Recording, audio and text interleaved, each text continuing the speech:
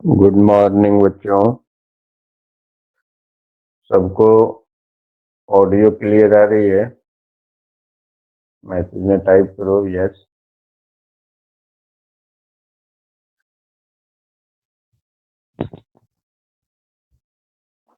Okay,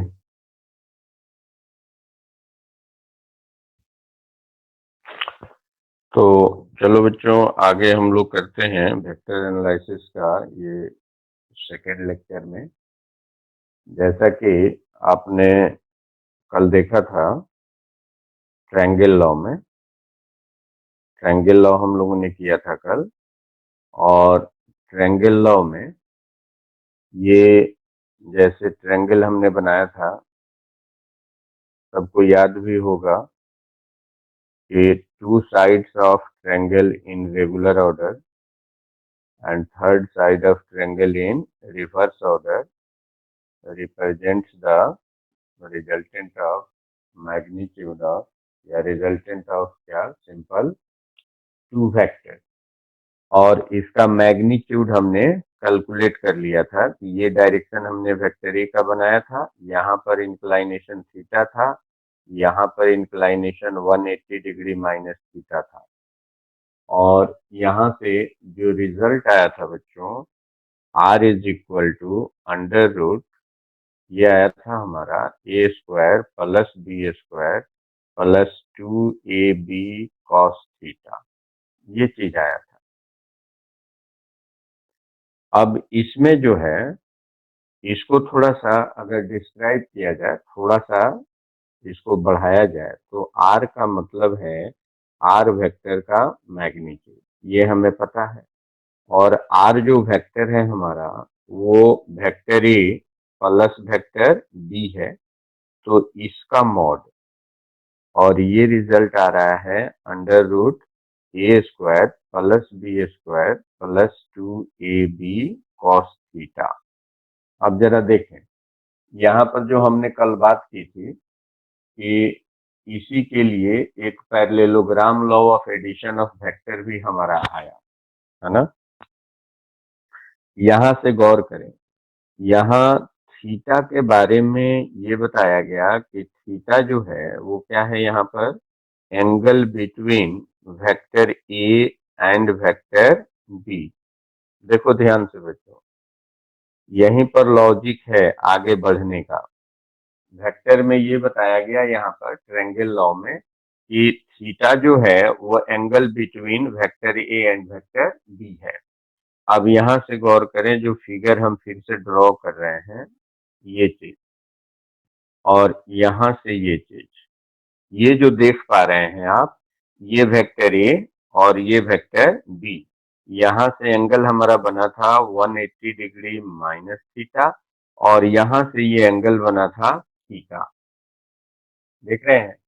तो यहाँ का जो थीटा है बेटे, angle between to vector, actually यहाँ पर जब बात करते हैं तो ये एंगल तब डिसाइड हुआ है जहां पर, आप देखें गौर से, vector A and vector B दोनों का टेल यहाँ पर मिल रहा है, दोनों का यहाँ पर टेल मिल रहा है। जबकि कैलकुलेशन जो ट्रायंगल लॉ के अनुसार किया गया है ना, वो कैलकुलेशन यहाँ से किया गया, ये 180 डिग्री माइनस थीटा था, vector A and vector B. This is the angle between vector A and vector B, and this is also angle between vector A and vector B.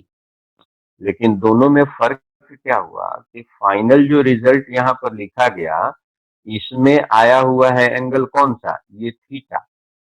यानी थीटा जो angle between two vectors है, हमें दिमाग में ये बैठाया गया, पूरी दुनिया के दिमाग में, कि angle between two vectors is considered when tail of two vectors is meet at the same point, meet at a point, और यहाँ पर रिजल्ट भी आया वैसा। तो इसका मतलब ये हुआ कि एक वेक्टर का जहां पर हेड मिल रहा हो, दूसरे वेक्टर का जहां पर टेल मिल रहा हो, है ना, वो angle, angle between to vector नहीं होगी। लेकिन ट्रायंगल लॉ में कहीं पर भी जहां पर स्टेटमेंट है ट्रायंगल लॉ का, उस स्टेटमेंट में बच्चों इस बात की कहीं भी जिक्र नहीं की गई कि एंगल बिटवीन टू वेक्टर्स कौन सा लिया जाएगा, है ना। इस वजह से इस ट्रायंगल लॉ को थोड़ा सा डेवलप करके एक पैरेललोग्राम लॉ लाया गया दुनिया में। ये आया आपके सामने, ये हुआ पैरेललोग्राम लॉ। दूसरा चीज यहाँ पर आगे फिर चर्चा करेंगे थोड़ी सी, यहाँ पर थोड़ी सी बात बता दे रहे हैं कि इस ट्रायंगल लॉ से वेक्टर जो रिजल्टेंट है मेरा, उसका मैग्नीट्यूड तो आया, लेकिन डायरेक्शन का कंफर्मेशन यहीं की वजह से थोड़ा सा गड़बड़ रहा और बच्चों को, दुनिया को कैलकुलेशन में थोड़ी सी प्रॉब्लम आई। इसलिए इस प्रोसेस को, है ना, स्टार्टिंग प्रोसेस मानते हुए बाद में पैरेललोग्राम लॉ ऑफ एडिशन को सामने लाया गया। और इसमें ये सारी चीजें जो इसमें कमी नजर आ रही थी बच्चों, वो सारी चीजें इसमें क्लियर हो गई, जिसमें मैग्नीट्यूड भी आसानी से निकाला गया और डायरेक्शन ऑफ रिजल्टेंट वेक्टर भी आसानी से निकाला गया, जिसके बारे में हम लोग अभी स्टडी करेंगे। अब यहां से जरा देखो, यहां मैं एक फिगर बना रहा हूं। ये चीज ये चीज सबको पता है कि यहाँ पर दो लाइन अगर एक दूसरे को क्रॉस करते हैं तो ये वर्टिकली अपोजिट एंगल इधर से या इधर से, ये दोनों आपस में क्या होते हैं, इक्वल होते हैं।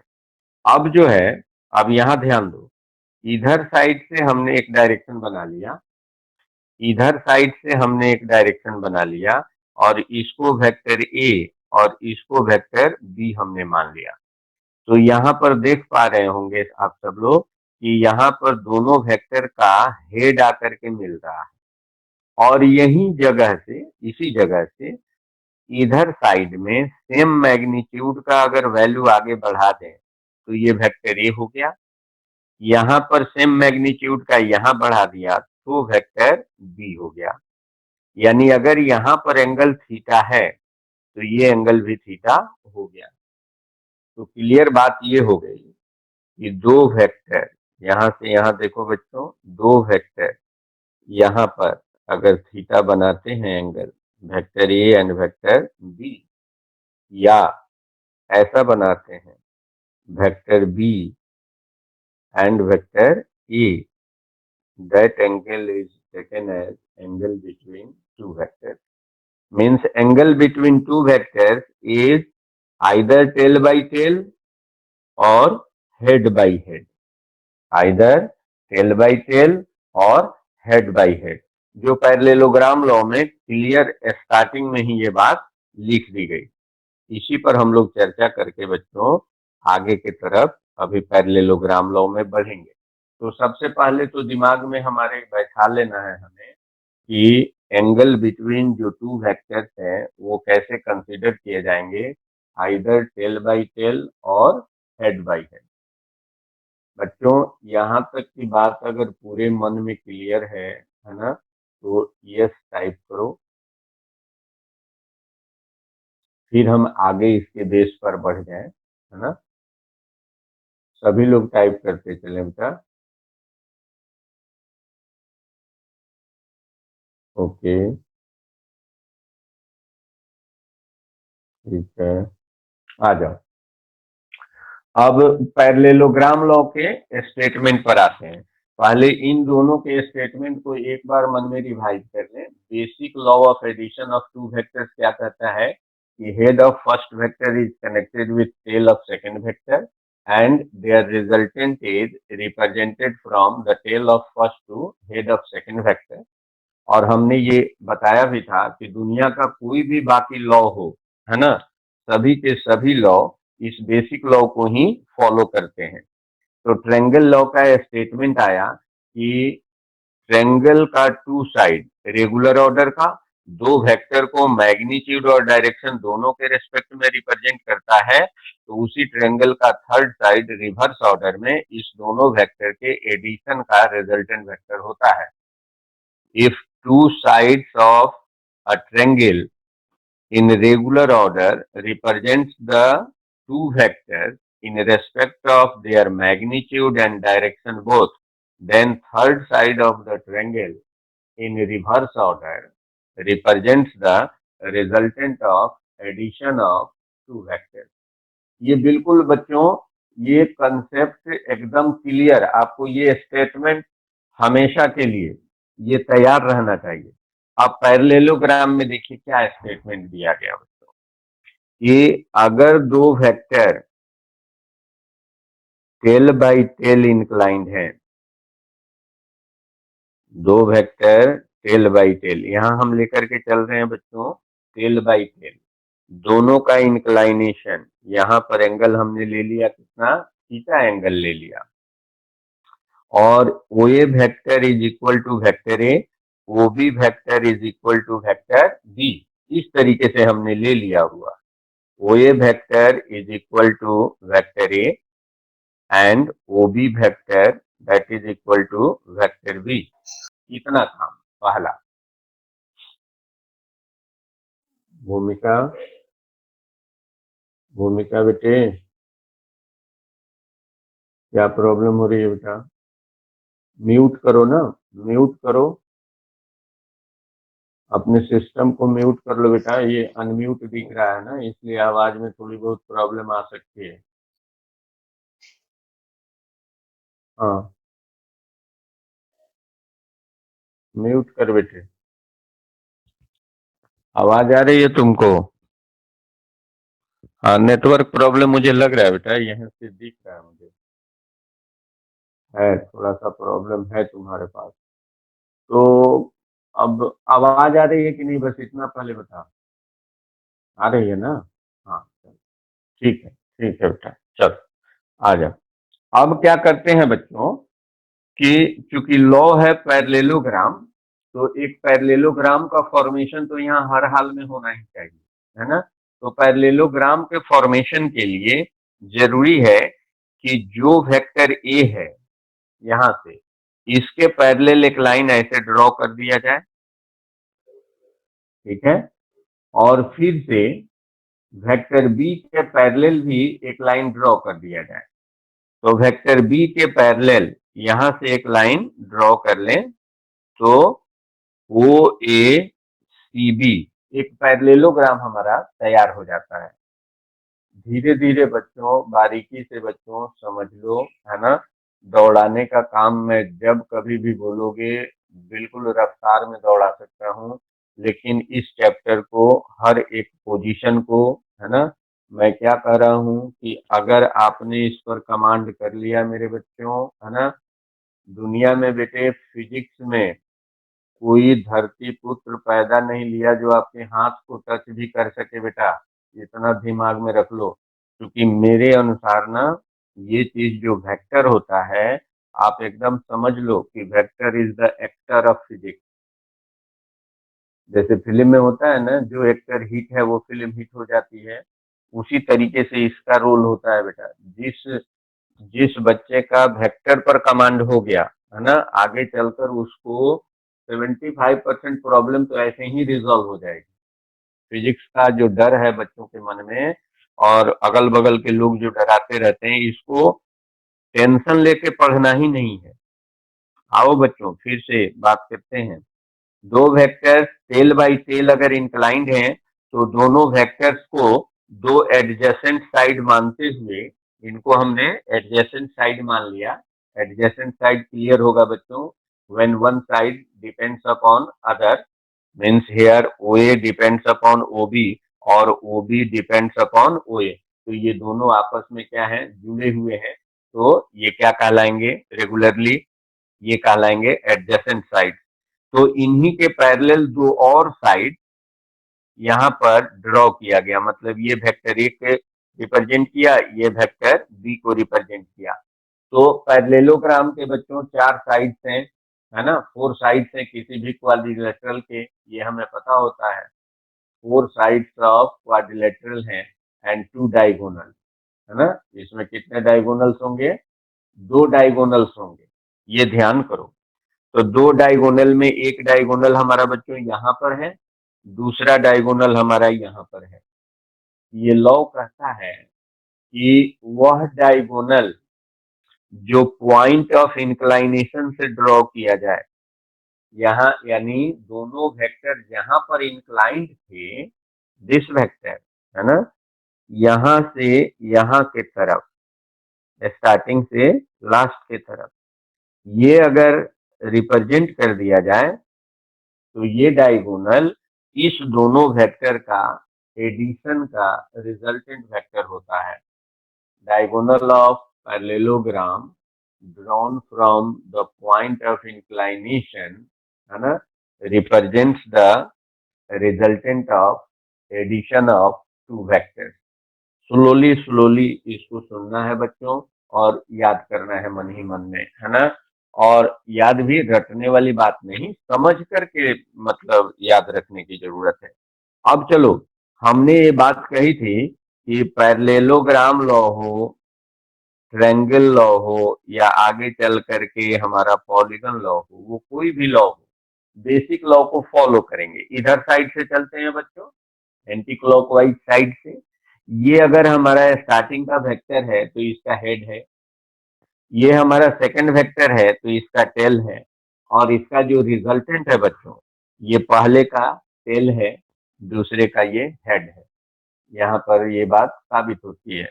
फिर उसके रिवर्स में चलो, इधर से चलने में अगर ये हमारा फर्स्ट वेक्टर है, ये हमारा फर्स्ट वेक्टर है, तो ये हमारा यहाँ सेकंड वेक्टर है, तो फर्स्ट का यहाँ पर भी हेड और सेकंड का यहाँ पर टेल, और रिजल्टेंट फर्स्ट का टेल और सेकंड का हेड, ये पैरेललोग्राम को भी रिप्रेजेंट कर रहा है और बेसिक लॉ ऑफ एडिशन को भी रिप्रेजेंट कर रहा है। एक बार फिर से स्टेटमेंट को सुने बच्चों, है ना। इसमें मैं लिखूंगा नहीं, जो नोट्स भेजूंगा उसमें लिखा हुआ रहेगा, कल नोट्स आपको मिलेगा। अभी बस आपको मन ही मन तैयारी करते रहनी है ना, कि व्हेन टू वेक्टर, सुने गौर से और धीरे धीरे मेरे साथ साथ मन ही मन बोलने का प्रयास भी करें। When two vectors are inclined tail by tail and these two vectors are taken as two adjacent sides and another two parallel sides are drawn to complete a parallelogram, then diagonal of parallelogram drawn from the point of inclination represents the resultant of addition of two vectors। दो vector tail by tell अगर incline है तो उनको दो vector को दो adjacent side मानते हुए another two parallel side draw करें और एक पैरेललोग्राम कंप्लीट किया जाए, तो पैरेललोग्राम का वह डायगोनल जो पॉइंट ऑफ इंक्लाइनेशन से ड्रॉ किया जाता है ना, इन दोनों वेक्टर का एडिशन का रिजल्टेंट वेक्टर कहलाता है। ये चीज है।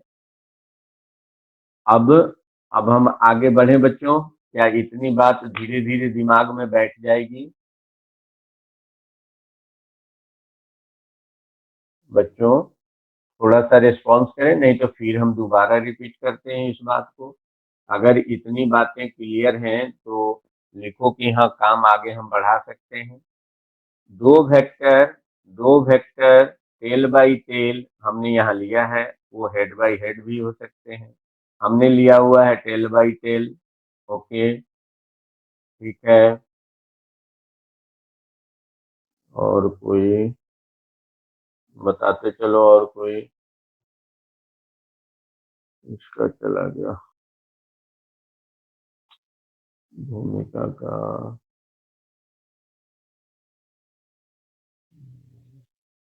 ओके, आ गई भूमिका।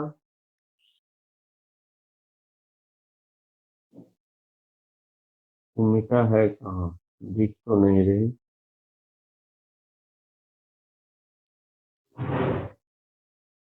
अच्छा, है। हाँ हाँ हाँ हाँ हाँ, ठीक है ठीक है ठीक है, ऊपर दिखा नहीं था स्क्रीन पर। आ जाओ। अब क्या है, अब देखो बच्चों एक और चीज, यहां से ध्यान करो।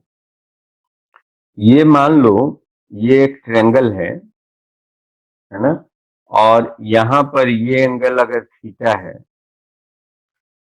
और ये मान लो सी है, ये डी है, और ये मान लो बच्चा ए है। यहाँ पर हमने दिया कि ये वेक्टर v है, हमने ऐसे दिखा दिया सिंपल तरीके से। जो यहाँ जा रहा है ना, इसी के रेस्पेक्ट में कुछ करना चाह रहे हैं, और कुछ जो करना चाह रहे हैं इसी का हम यूज करने जा रहे हैं, देखना क्या होगा। तो अब यहाँ पर बच्चों ये चीज हमको मिला हुआ है, ये थीटा है तो ये हमारा परपेंडिकुलर है, ये बेस है, ये हाइपोटेनस है, ये तो पता है। अब देखो जरा, अगर मैं साइन थीटा यहाँ पर लिखूं, sine theta that will be equal to C D upon A C, ये लिखा जा सकता है। अब सी डी का वैल्यू अगर मैं लिखूं बच्चों, तो ए सी और साइन थीटा बड़े आराम से लिख सकते हैं। और ए से सी तक, चाहे यहाँ देखें या यहाँ देखें, इसको हम आगे यूज करेंगे कैसे वो दिखा रहे हैं। ए सी जो है वो स्केलर फॉर्म में है, मतलब ये हो गया कि ये ए सी वेक्टर का मैग्नीट्यूड हो गया, आराम से हमने लिख लिया। यहाँ साइन थीटा का साइन थीटा लिख लिया। अब ए सी वेक्टर के जगह पर बच्चों क्या हम यहाँ बी वेक्टर लिख सकते हैं, बी वेक्टर का मैग्नीट्यूड और साइन थीटा। तो यहाँ से बी वेक्टर का मैग्नीट्यूड स्केलर बी हो गया, तो यहाँ पर हमने बी साइन थीटा लिख दिया। बोलो बच्चों, क्या ये बात क्लियर है? बेटा घबराने की कोई जरूरत नहीं है, सब लोग बताते चलोगे, हमको कॉन्फिडेंस मिलता चलेगा कि हाँ हम बच्चों को समझा पा रहे हैं या हमारे सारे बच्चे समझ पा रहे हैं। बस ये दिमाग में रखते हुए ये बात करना है। देखो ध्यान से। सभी लोग हाँ बेटा कर रहे हैं, रिपीट कर रहे हैं, ध्यान दो। जैसे बेटे ये परपेंडिकुलर हो गया, ये हमारा बेस हो गया, ये हमारा हाइपोटेनस, ये हमें पता है सबको। जहां पर एंगल है, एंगल का सामने का साइड पी हो गया, ये बेस हो गया और ये हाइपोटेनस हो गया। तो इसके बेस पर साइन थीटा कैसे होता है, परपेंडिकुलर बाय हाइपोटेनस लिखते हैं। तो यहाँ परपेंडिकुलर के जगह पर बच्चे सीडी है, सीडी हमने लिख दिया। हाइपोटेनस के जगह पर क्या है, एसी है, एसी हमने लिख दिया। और इसके बाद हमने क्रॉस मल्टीप्लीकेशन कर दिया यहाँ से, तो लिखा हमने ए सी साइन थीटा, और यहाँ से जो सी डी है, सी डी को हमने यहाँ कर दिया। खूब गौर से देखो। अब जो ये ए सी है, ये ए सी हमने कल बताया था आप लोगों को कि यहाँ पर अगर आर लिखा हुआ है तो आर का मतलब क्या है, ये तो कोई भी देख करके बच्चों स्केलर समझ जाएगा, है ना।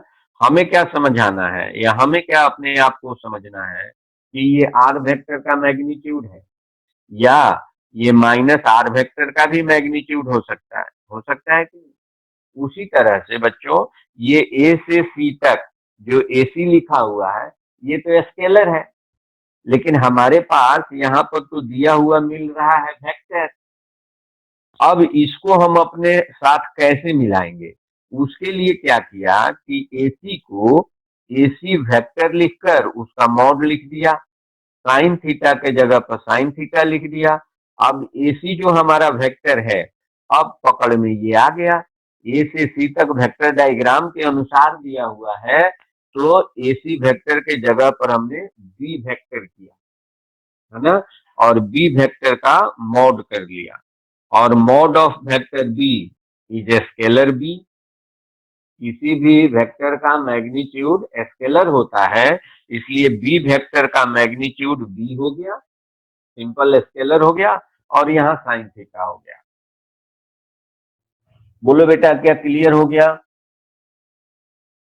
तानिया, तानिया बेटे बोलो, क्या ये बात समझ में आई? नहीं तो फिर मैं रिपीट करूंगा, या अगला जो चीज बता रहा हूँ उसमें सुनो, उसमें देखो। हाँ, अगला वाला चीज देखो बेटे, अगला वाला चीज देखो, उसमें और क्लियर हो जाएगा फिर से। अब हमने क्या किया, कॉस थीटा लिखा बच्चों, तो कॉस थीटा फिर v बाई एच लिखना है। b के जगह पर बेस है हमारा, बेस के जगह पर क्या हो गया, एडी हो गया, और एडी बाई कितना लिख दें हम, फिर से एसी। तो क्रॉस मल्टीप्लीकेशन फिर करो, एडी के जगह पर ये हो गया हमारा AC cos theta. AC scalar form में है, रिजल्ट मेरे पास वेक्टर फॉर्म में है, इसलिए फिर से हम इसको पहले एसी वेक्टर का मैग्नीट्यूड लिखेंगे, यहाँ कॉस थीटा लिखेंगे, यहां से आ जाओ, एसी वेक्टर के जगह पर वेक्टर बी लिख दिया, है ना, इसका मैग्नीट्यूड, और फिर यहाँ पर बच्चों कॉस थीटा, तो ये आ गया बी कॉस थीटा।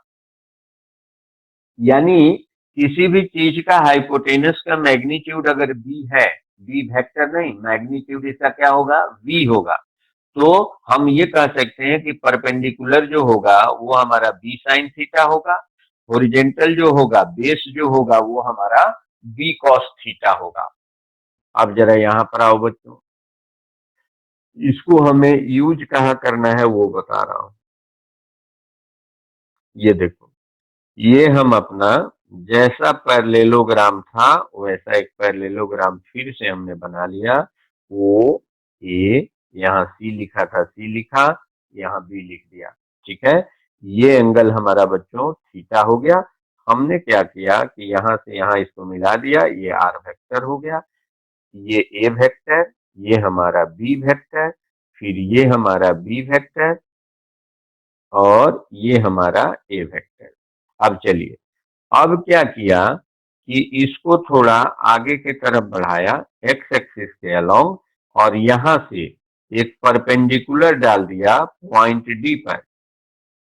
अब ध्यान से देखें जरा यहाँ पर, अब ये लाइन और ये लाइन, दो लाइन आपस में बच्चों पैरेलल हैं, और यहां से एक ट्रांसवर्सल पास हो रहा है, तो ये एंगल और ये एंगल, कॉरेस्पॉन्डिंग एंगल दोनों सेम होंगे, ये पक्की बात है ना।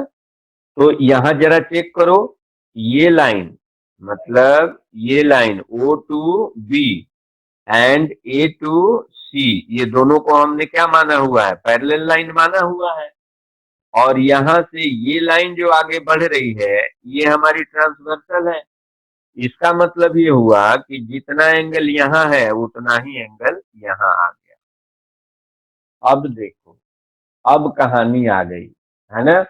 अब देखो, हमने यहाँ पर बच्चों, यहाँ पर हमने ये क्लियर कर लिया है कि ये ट्रायंगल देखो ए सी डी आया, यहाँ पर हमने वही तो काम किया था, यहाँ पर ए सी डी, मतलब यहाँ से यहाँ तक का ये जो मैग्नीट्यूड है हमने बी कॉस थीटा, ये क्लियर समझ लिया। यहाँ से यहाँ जो हमारे पास है बच्चों, ये हमारा बी साइन थीटा होगा, ये हमने कैलकुलेट कर लिया।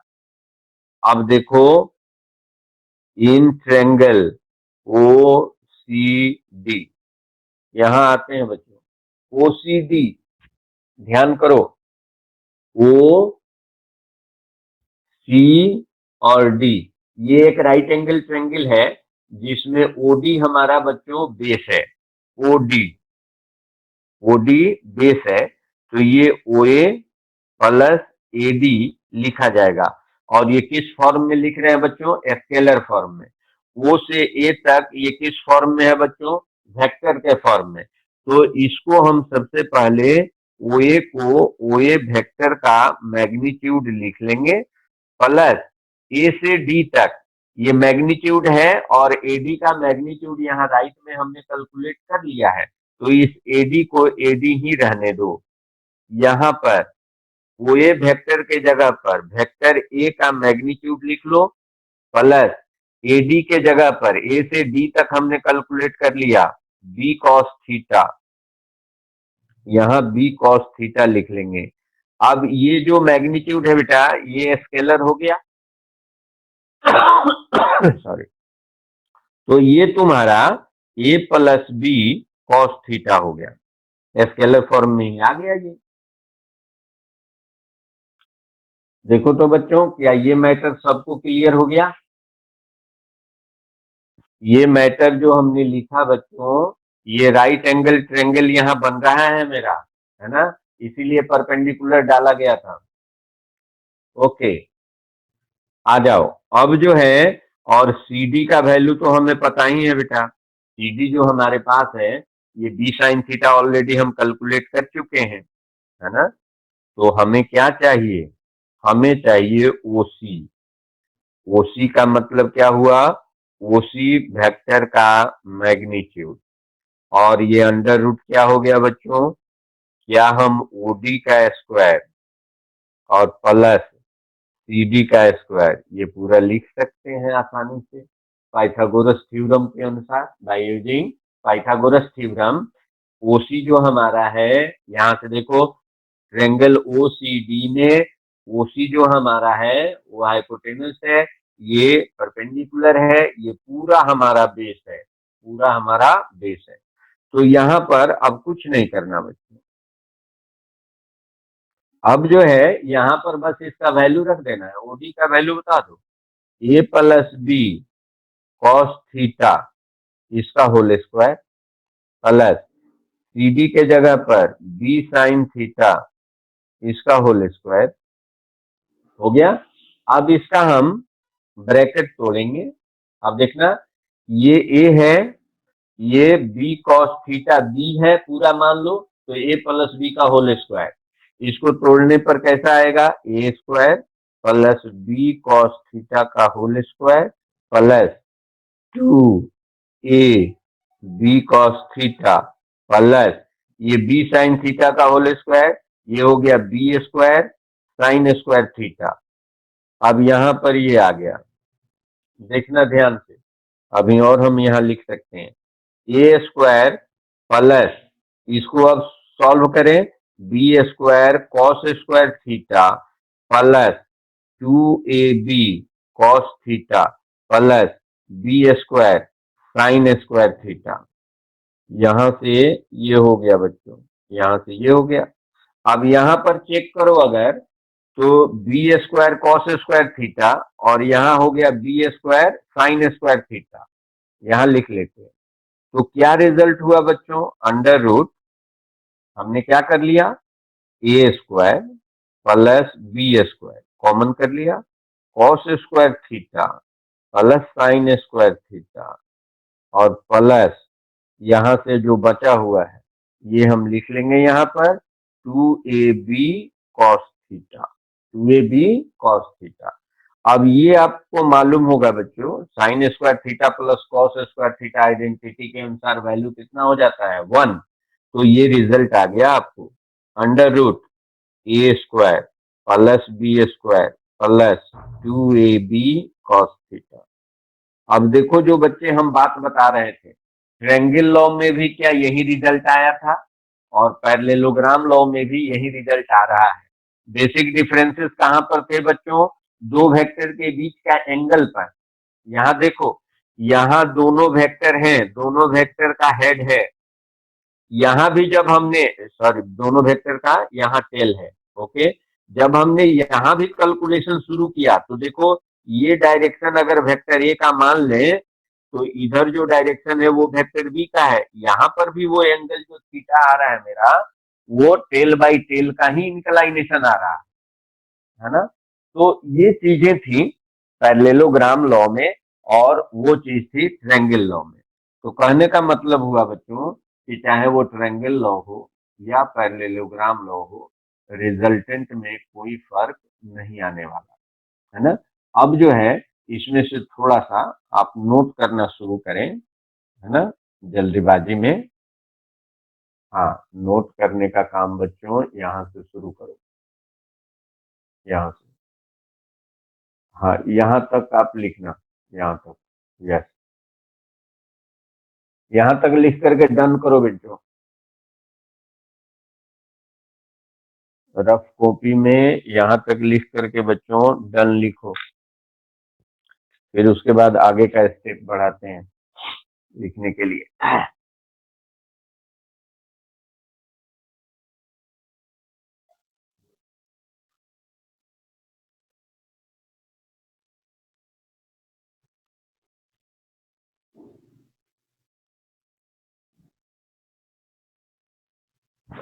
चलो, हो गया सबका, आ जाओ बच्चों नेक्स्ट।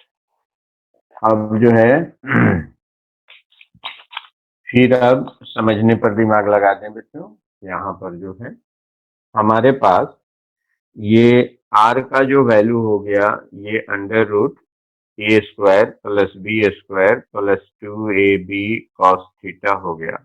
इसके रिप्रेजेंटेशन का और जो डिफरेंट तरीका है मेरे पास, आर के जगह पर आर वेक्टर का मैग्नीट्यूड, आर वेक्टर के जगह पर vector A plus vector B का मैग्नीट्यूड, और इसके result A square plus B square plus 2ab cos theta, ऐसा लिखा हमने पहला स्टेप, है ना। दिमाग लगाएंगे धीरे धीरे। ठीक है बच्चों। अब यहाँ पर क्या करने जा रहा है, सो देखो, अब फिर से हम वो फिगर बना रहे हैं, एक बार सभी लोग ध्यान से देखें। यहाँ से ये हमारा ए वेक्टर, यहाँ पर हमारा बी वेक्टर, यहाँ से एंगल हो गया थीटा, ये हमारा रिजल्टेंट वेक्टर, है ना। नेमिंग जो है वो ए सी और ये बी है। यहाँ जब हमने इसको आगे बढ़ाया था, ये एंगल मेरा थीटा है, यहाँ से परपेंडिकुलर डी डाला हुआ है ना। तो ये हो गया। अब जो बात है, अब यहाँ से देखें, in triangle OCD, OCD triangle में यहाँ कुछ एंगल बन रहा है बच्चों, है ना। ये जो एंगल है, इस एंगल को angle between resultant vector and A vector बोलते हैं। इसको हमने मान लिया अल्फा। हमने क्या मान लिया, अल्फा। ये देखो, if alpha is the angle between R vector and A vector, ऐसे भी लिख सकते हो R vector and first vector, जिसको भी हम फर्स्ट वेक्टर मान लें। ध्यान रखें बच्चों। तो यहाँ अल्फा है, इसका हम वैल्यू चाहते हैं, तो इसके सामने का साइड हमारे पास परपेंडिकुलर, इसका वैल्यू हमें पता है बी साइन थीटा है। इस पूरे का वैल्यू हमें पता है, मैग्नीट्यूड हमें पता है कि ये ए प्लस बी कॉस थीटा हो चुका है ना। तो बड़े आराम से टेन अल्फा का वैल्यू हम लिख सकते हैं C D upon O D, C D upon O D. C D के जगह पर बोले बच्चों B sine theta by A plus B cos theta, ये हो गया। तो अल्फा जब लिखेंगे बच्चों, तो इसको हम लिख देते हैं टेंजेंट इनवर्स, है ना। इनवर्स फंक्शन में इसको इस तरीके से अरेंज करके लिखते हैं, ए प्लस बी कॉस थीटा, है ना।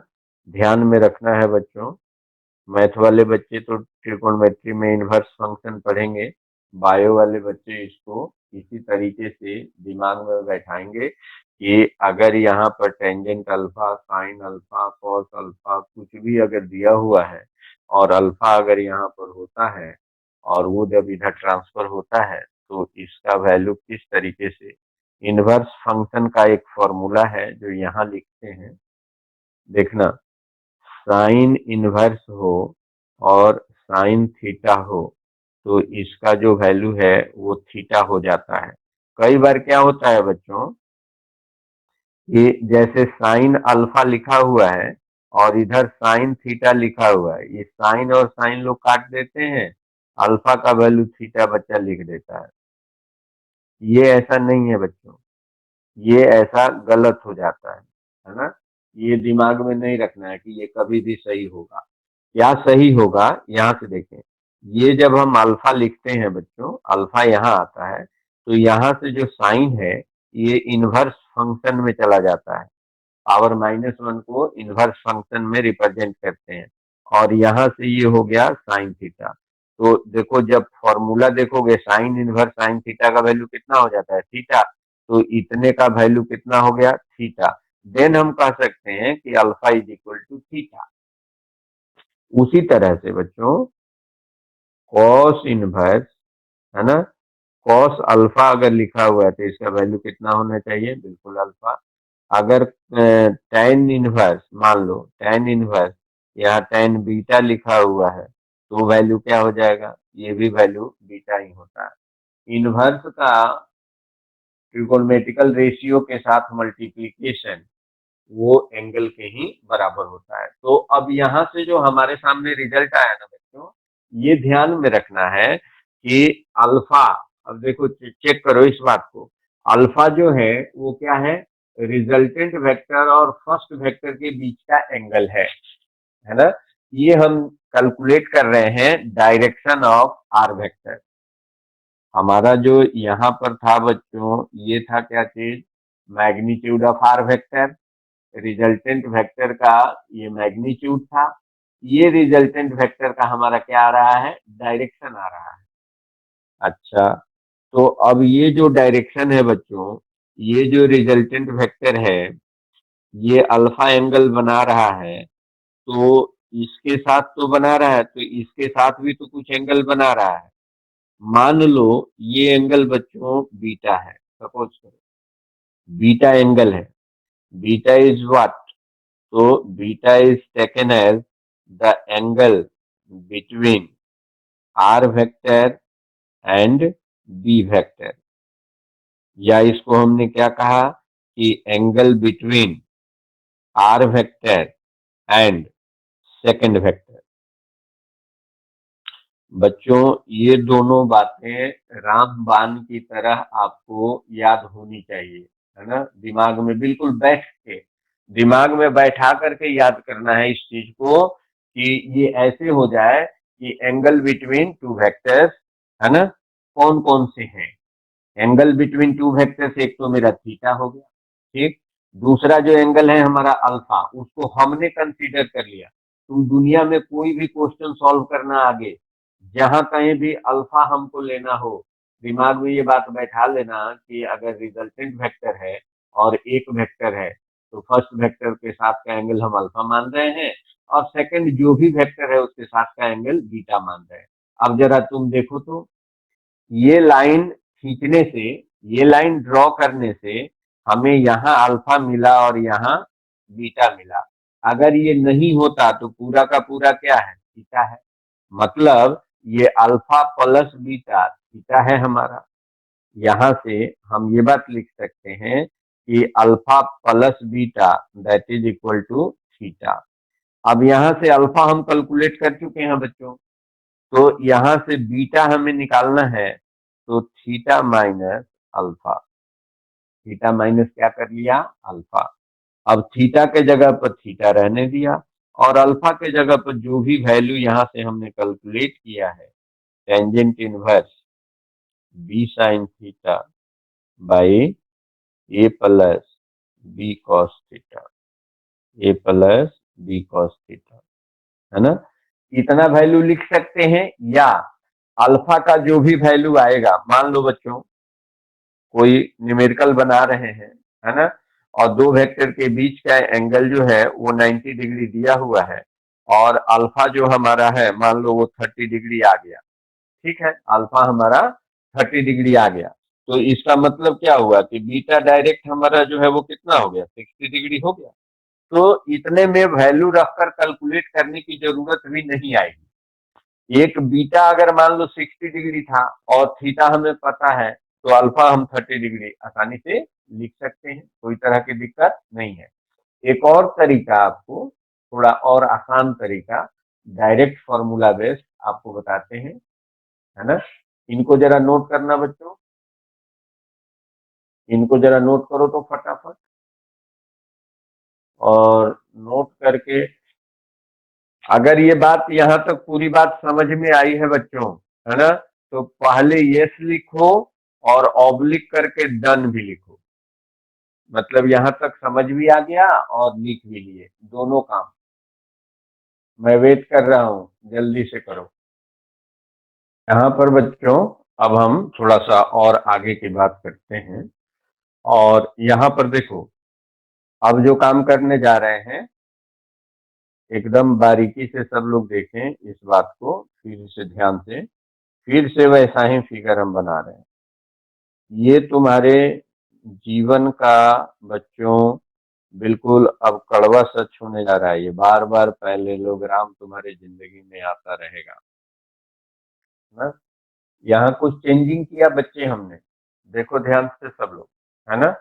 पहले जो ओ ए सी बी था, अब हमने ओ बी सी ए कर दिया। मतलब इधर अब हमने वेक्टर ए ले लिया और इधर हमने अब वेक्टर बी ले लिया। गौर करें, तो अब ये वेक्टर क्या हो गया बच्चे, ये वेक्टर ए हो गया, और यहां से ये वेक्टर बी हो गया, यहां से ये एंगल फिर थीटा हो गया, और यहां से ये हमारा रिजल्टेंट वेक्टर हो गया।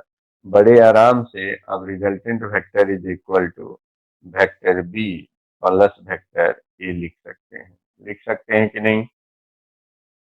बिल्कुल लिख सकते हैं बच्चों। और यहां से अब इसमें हम ज्यादा झंझट नहीं करेंगे बेटा, ज्यादा टाइम आपका नहीं लेंगे। अब अपने अनुसार हम समझ रहे हैं। अब ये एंगल थीटा है तो ये एंगल थीटा हो गया। अब जरा सब लोग ध्यान से देखें, जब यहां पर बी था, बी वेक्टर था, तो ये बी कॉस थीटा था बच्चों। यानी यहां पर जब ये ए है तो निश्चित तौर पर ये ए कॉस थीटा है ना। और ये हमारा क्या होगा, ए साइन थीटा होगा।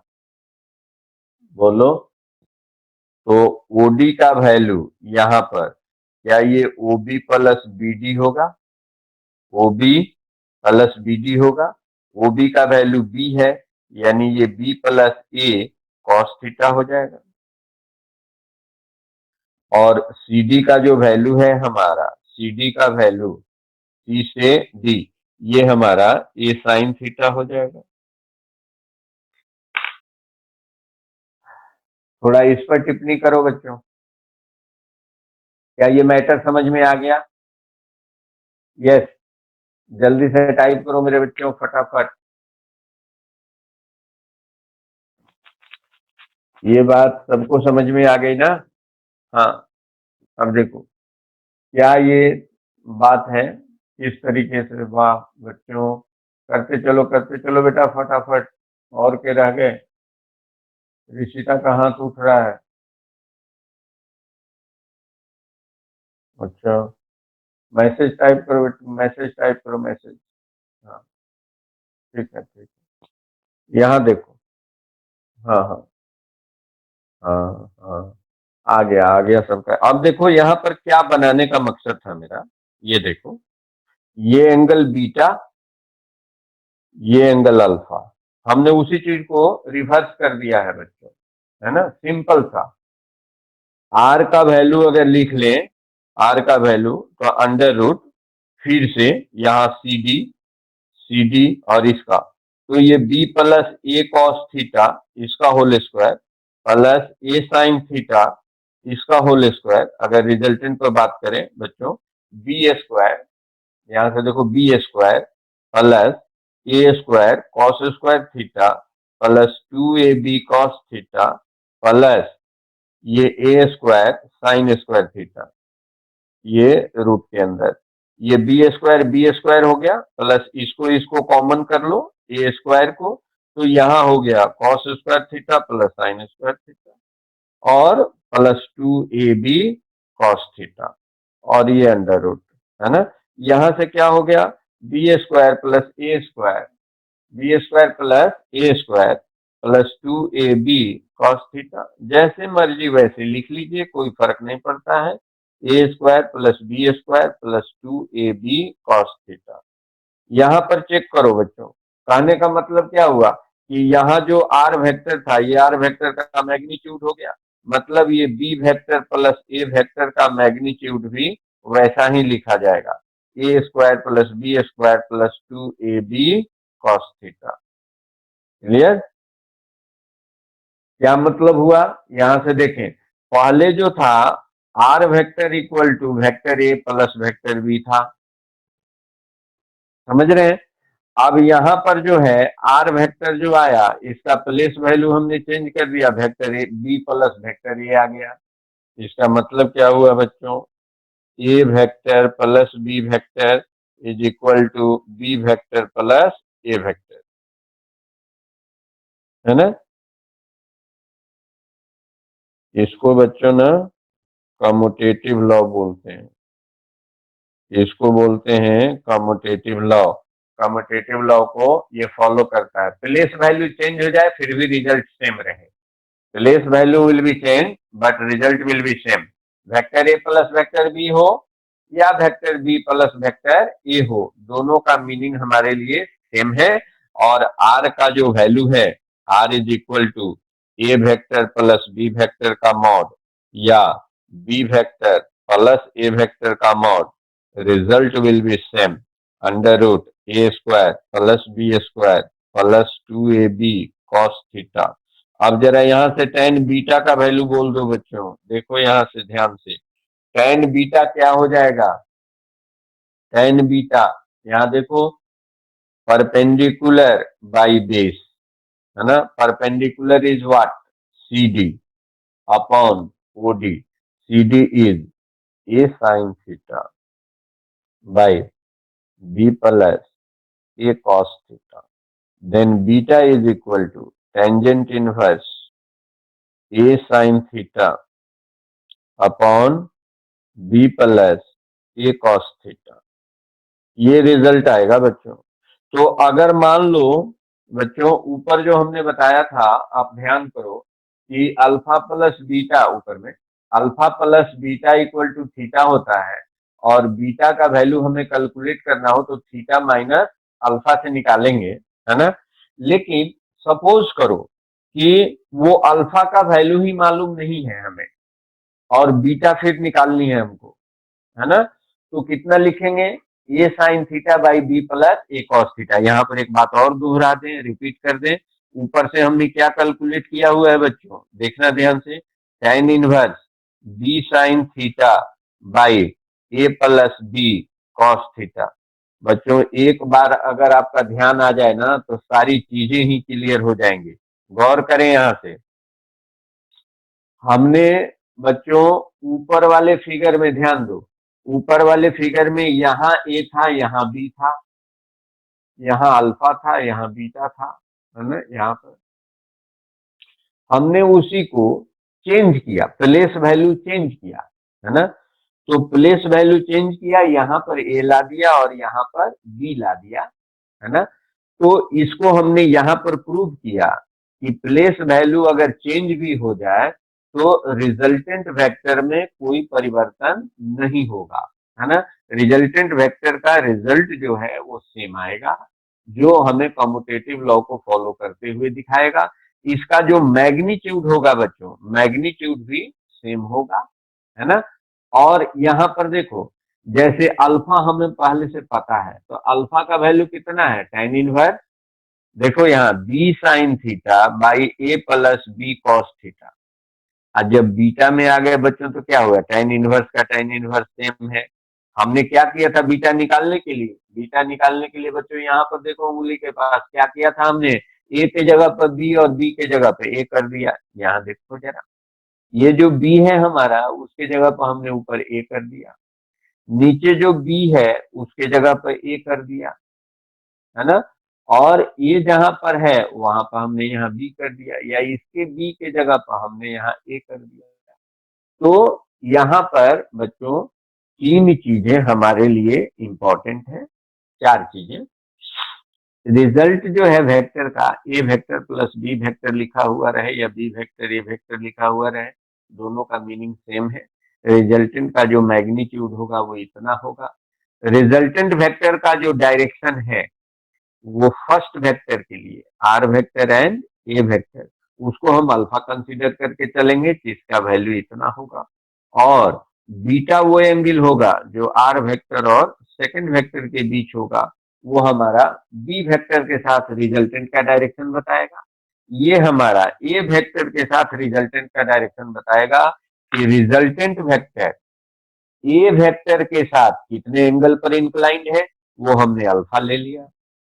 रिजल्टेंट वेक्टर बी वेक्टर के साथ कितने एंगल पर इंक्लाइंड है, वो हमने बीटा ले लिया, है ना।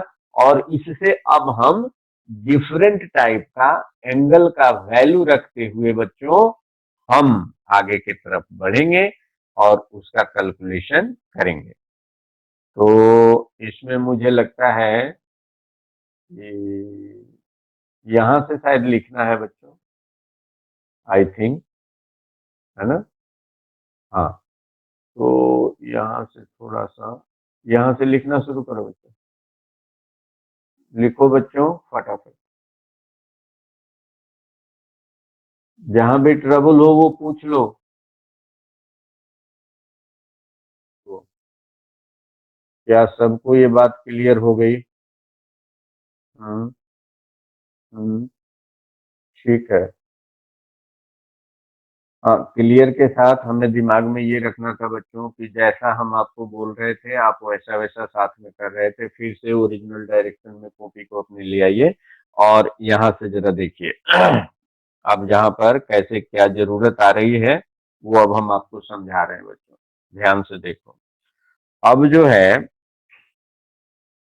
इस पैरेललोग्राम लॉ के अनुसार, है ना, अब हम चलते हैं कि थीटा का जब वैल्यू 0 डिग्री हो जाए। अब आइए बच्चों, थीटा का वैल्यू 0 डिग्री हो जाए, इसका क्या मीनिंग है ना। यहां से ये वेक्टर बी है, ये वेक्टर ए है, वेक्टर ए, और यहां पर एंगल है बेटा थीटा। तो या तो ये जो टिप है, ये टिप इसके इस टिप पर आ जाए,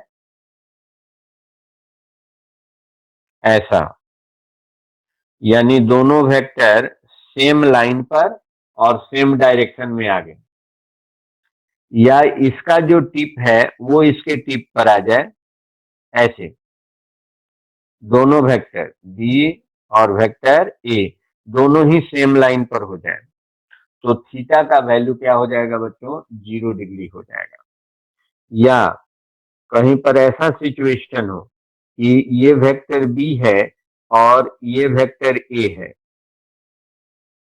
ये क्या है, दोनों आपस में बच्चों पैरेलल हैं, तो दो पैरेलल लाइन के बीच का भी एंगल क्या होता है? 0 डिग्री।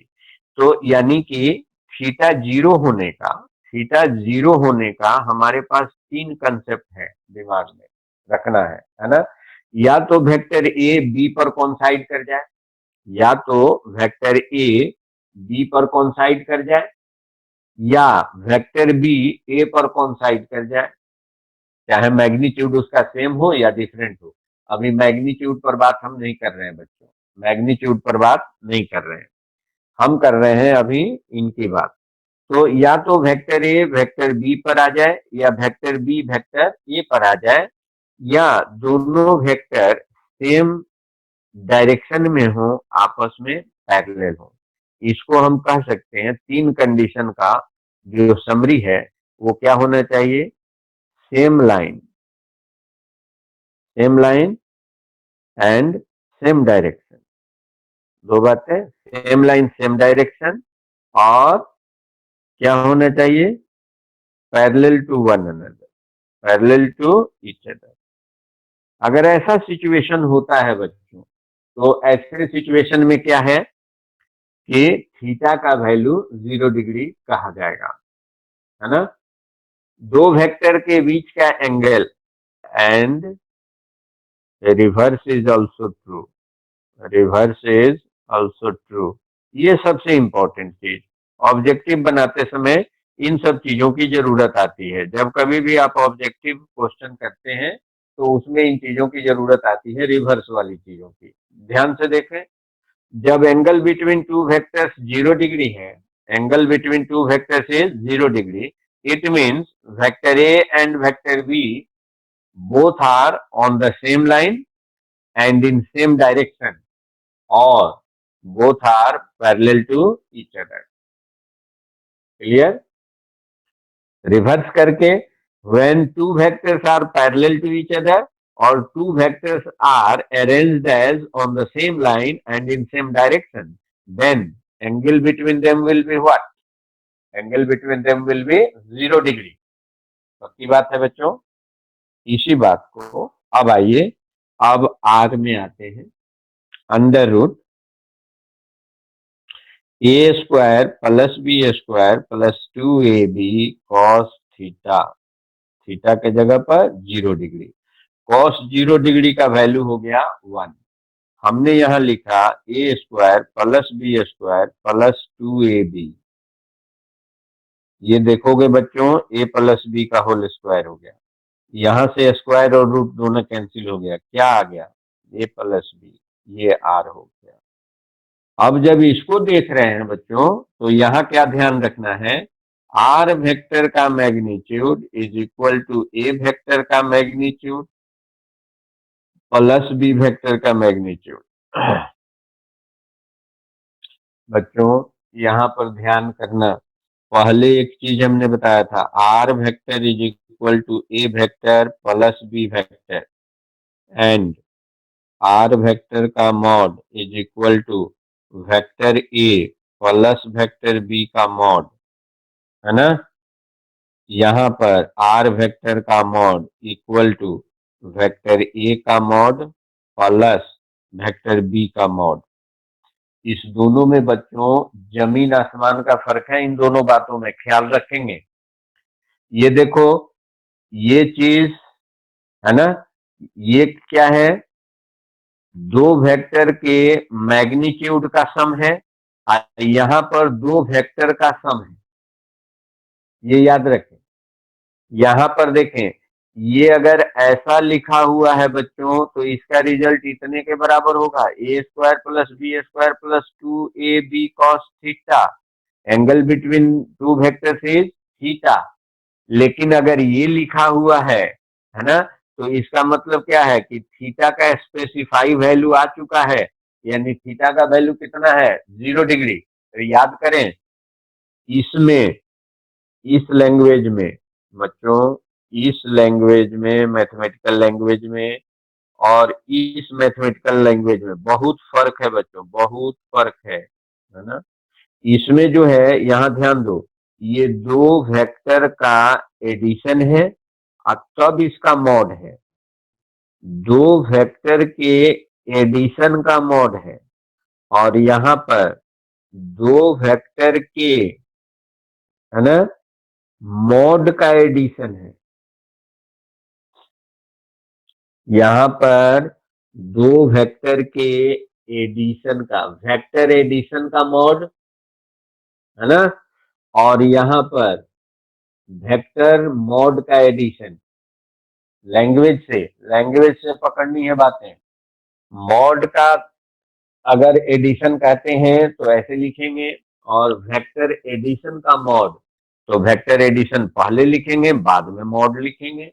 और यहाँ पर वेक्टर मॉड का एडिशन करेंगे तो पहले दोनों वेक्टर का मॉड अलग अलग लिखेंगे, फिर बीच में इनका एडिशन कर लेंगे, ये चीज है। नेक्स्ट बात आपको क्या याद रखनी है वो ध्यान दें, थीटा का वैल्यू जब 0 डिग्री होता है तो cos 0 डिग्री का वैल्यू बच्चों 1 हो जाता है, और ये 1 हमारा मैक्सिमम वैल्यू होता है। इसको बोलते हैं कोसाइन में डिग्री का ये मैक्सिमम वैल्यू है। तो इसका मतलब जो यहाँ रिजल्टेंट का मैग्नीट्यूड आएगा, रिजल्टेंट का magnitude R tends to R maximum, ये भी वैल्यू जो होगा वो क्या होगा, मैक्सिमम होगा। और ये मैक्सिमम वैल्यू दोनों वेक्टर के मैग्नीट्यूड के, दोनों वेक्टर के मैग्नीट्यूड के एडिशन के इक्वल होगा। अब अगर यहां पर की बात करें हम बच्चों, अल्फा की बात करें, ध्यान दो, टेंजेंट इनवर्स, याद करो, बी साइन थीटा, थीटा के जगह पर 0 डिग्री, नीचे ए प्लस बी कॉस 0 डिग्री। देखें यहां से, ये हो गया टेन इनवर्स, साइन 0 डिग्री का वैल्यू 0 हो गया बच्चों, तो पूरा ही टर्म आपका 0 हो गया, यहां हमने 0 लिख लिया। अब ये टेन इनवर्स हो गया बच्चों, और ये जो 0 है वो 0 वैल्यू है, डिग्री नहीं है। तो टेन में 0 किसका वैल्यू होगा, तो टेन 0 डिग्री का होगा, तो टेन 0 डिग्री यहां लिख लेंगे। इनवर्स फंक्शन के हिसाब से देखो, टेन इनवर्स टेन 0 डिग्री का वैल्यू अब हम क्या लिख सकते हैं, 0 डिग्री। मतलब ये हुआ कि अल्फा जो एंगल है, अल्फा हमें पता है कौन है, रिजल्टेंट वेक्टर और वेक्टर ए के बीच का एंगल है बच्चों। तो ये वेक्टर ए रहा, इसी पर वेक्टर बी रहा, और इसका मतलब रिजल्टेंट भी हमारा इसी डायरेक्शन में रहा। जिस डायरेक्शन में वेक्टर ए होगा, जिस डायरेक्शन में वेक्टर बी होगा, है ना, उसी डायरेक्शन में बच्चों रिजल्टेंट वेक्टर भी होगा। रिजल्टेंट वेक्टर भी होगा। ध्यान रखना है बच्चों। जनरली बच्चों को कंफ्यूजन इस जगह पर कहाँ होती है, वेक्टर एडिशन का मॉड और वेक्टर मॉड का एडिशन। याद रखना बच्चों। हाँ, नहीं तो कई लोग जो है ना डेट ऑफ बर्थ और बर्थ ऑफ डेट में अंतर ही नहीं समझते। ये उसी तरीके का कंफ्यूजन है। तुम लोग भी सोचते रहना अगर पहली बार नाम सुने हो तो, डेट ऑफ बर्थ और बर्थ ऑफ डेट दोनों सोचते रहना, समझते रहना। फिर इस पर डिस्कस करेंगे हम लोग बैठ करके। चलो छाप दो बच्चों इसको पहले। थीटा का वैल्यू 0 डिग्री से पका पका करके नहीं खाओ, फटाफट लिखो। हाँ, डेट ऑफ बर्थ और बर्थ ऑफ डेट सुनते समझते रहो और लिखते भी रहो। हाँ, नोट करते चलो बच्चों। ये स्क्रीन आपका ऊपर आ रहा है, नोट करते चलें, नीचे तक बता लें।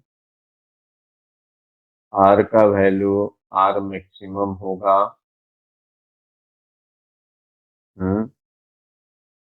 आर का वैल्यू आर मैक्सिमम होगा।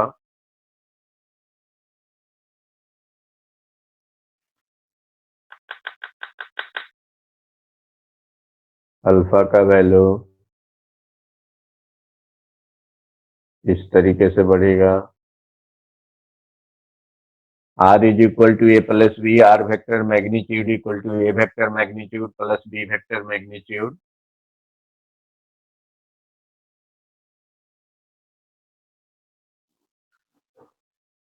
और यहां से रिजल्टेंट का direction, direction of resultant, direction of resultant. किसी बच्चे का छूट रहा है क्या लेफ्ट साइड में?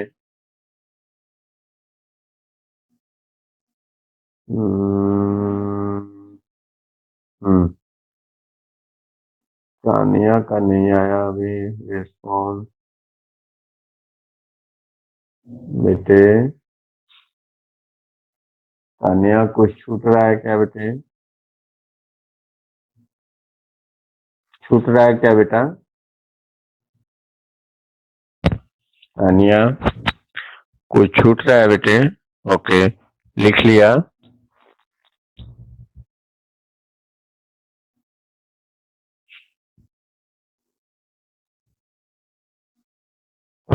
बोलो चाहत।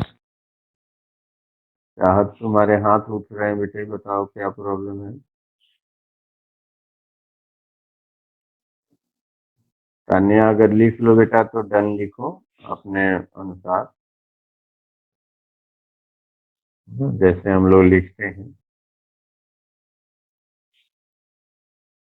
ओके, चाहत हाथ उठा रही हो, कोई प्रॉब्लम है क्या बेटा? ओके, कोई प्रॉब्लम नहीं। अच्छा, बाय मिस्टेक उठ रहा है। अच्छा, यहाँ से चलो, ये वाले काम है मेरे। अब डिग्रीज वाले जो वैल्यू हैं, डिग्री के वैल्यू, जैसे sine 0 degree, sine 30 degree, sine 45 degree, ये सब 60 डिग्री, 90 डिग्री, जिसको जितना याद है उसको आज उतना वैल्यू पुटअप करके लिखना है। लगता है डिग्री वाला वैल्यू बताए थे कि नहीं बताए थे? 0 से 90 वाला तो चलो कोई बात नहीं बेटे, 0 से 90 तक वाला तो याद करना ही सब पक्के तौर पर। बाकी तो हम खुद ही याद करवा देते हैं, कोई टेंशन लेने की जरूरत नहीं है। आप 0 से 90 कंफर्म रखो, बाकी के डिग्री वाले वैल्यू आपको टिप्स पर ऐसे ही याद हो जाएंगे, कोई टेंशन लेने की जरूरत नहीं है ना। इसमें जो है, अब जैसे हमने थीटा 0 डिग्री रखा था बेटे, उसी तरीके से थीटा का वैल्यू अलग अलग वहां पर रख करके आपको आर का वैल्यू लिखना है, अल्फा का वैल्यू लिखना है, बीटा का भी वैल्यू लिखना है। अच्छा, यहाँ पर हम लोग अल्फा किए थे, केवल अल्फा किए थे ना। अगर बीटा कर लेते तो यहाँ से देख लो, बीटा इक्वल टू फिर क्या हो जाता, theta minus alpha. Theta already zero है, तो zero minus zero equal to zero ही आता। यहाँ से बीटा अगर करते tan इनवर्स, यहाँ से भी डाल देते a sine 0 degree by B plus A cos 0 degree, है ना। यहाँ से भी रिजल्ट बच्चों ऐसे ही आएगा, टेंजेंट इनवर्स ऊपर का पावर, ऊपर का वैल्यू हो गया 0, और फिर से यहाँ पर tan inverse 0 means tan 0 degree, है ना। Result will B 0 degree. ठीक। ए वेक्टर बी वेक्टर अगर सेम लाइन पर है बच्चों, सेम डायरेक्शन में है, तो रिजल्टेंट भी उसी डायरेक्शन में होगा। अल्फा एंड बीटा, है ना, ये दोनों का दोनों जीरो ही होगा, ये कन्फर्म है। बस इतना ही को बच्चों तैयार करो, ज्यादा टेंशन न लेकर के पढ़ो, है ना। नहीं तो ऐसा नहीं कि बस पढ़ाते पढ़ाते मास्टर पूरा खुश हो गया, गजब पढ़ाए, हाँ? और बच्चा को कुछ नहीं समझ में आया, सारा चीज ऐसे ही लुट गया। तो इस पर हम चर्चा करेंगे बच्चों, ईमानदारी से सबको फिर बता रहे हैं बच्चों, एक बार सुन लें सारे लोग, है ना, इत्मीनान से। मैं जो शुरू से कहता चल रहा हूँ, आपको इसमें कॉमा फुल स्टॉप लिखने में भी जहां भी परेशानी आती हो बच्चों, आप उसको आज नोट करेंगे, ठीक है। अगर आपको सारे बच्चों के सामने ग्रुप में पूछने में किसी को कोई भी तकलीफ होती है, मन में हेजिटेशन होता है ना, तो आपको व्हाट्सएप नंबर दिया हुआ है ना, फिर से हम यहाँ पर लिख भी देते हैं, ये इस नंबर पर पर्सनली जहां कहीं भी आपको क्वेश्चन में, है ना, थ्योरी में जहां कहीं भी आपको डाउट लगता हो, पर्सनली आप इस पर मैसेज कर दें, है ना। हम उसको जब भी देखेंगे तो हम रात में 8 बजे के बाद फ्री होकर के सभी को इसका जवाब देंगे। कुछ किसी को कुछ भी इधर उधर सोचने की जरूरत नहीं है, बस आप अपनी समस्या बताओ बच्चों। समस्या दूर न हो ऐसा पॉसिबल ही नहीं है। बस आपको अपनी समस्या बतानी है कि सर मुझे ए नहीं आती, है ना, बस ABCD नहीं आती सर, नहीं आती नहीं आती, वो तुम्हारी गलती नहीं है, वो आज तक के सोसाइटी की गलती है जिसकी वजह से तुम नहीं समझ पाए, है ना। तो इतने के बाद ही बच्चों चलते हैं ज्यादा भाषण सीखने में, ठीक है। सब कोई रोटी खाओ, खुश रहो बच्चों। Good day. ब्रिटानिया खाओ। हाँ, date of birth of date सोचते रहना सर, सभी बच्चों को बोल रहे हैं, कल फिर बात करेंगे इस पर। ओके बेटा, गुड डे, चलो बाय सबको।